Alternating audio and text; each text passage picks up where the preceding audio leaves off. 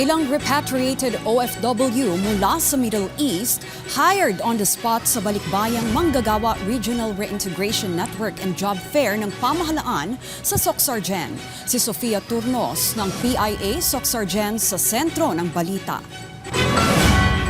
Hired on the spot si Christine Jordan, repatriated OFW na kakauwi lang sa Pilipinas noong March 31 mula sa Kuwait sa isinagawang Balikbayang Manggagawa Regional Reintegration Network and Job Fair kamakailan. Ano ba, thankful tayo kay wala mo nag-expect.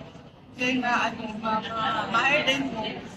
Well, nagpasalamat ko kay kanang since repatriated ko, nag-significant pa ng opportunity na mayakat sa government, sa tabak ko sa DFW.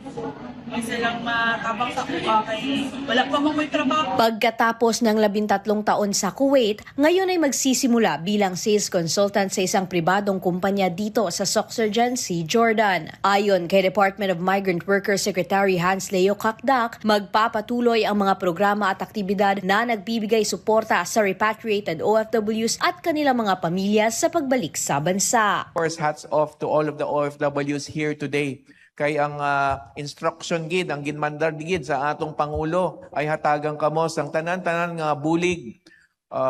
Kay importante gid, priority gid sa atong Pangulo ang maghatag sang lain-lain na mga serbisyo, partikular sa livelihood, sa employment, kag sa skills training. Kasabay ng isinagawang job fair, nagsagawa din ang DMW-12 at DepEd ng kamustahan para sa Pinas Ikaw ang Ma'am at Sir beneficiaries at pag-turnover ng 1.1 million pesos financial assistance sa 19 na Action Fund beneficiaries sa rehiyon.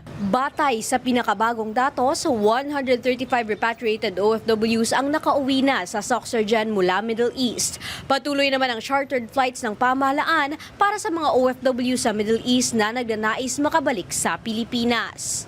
Mula rito sa probinsya ng South Cotabato, para sa Integrated State Media, Sofia Zabati Turnos ng Philippine Information Agency, Socsargen.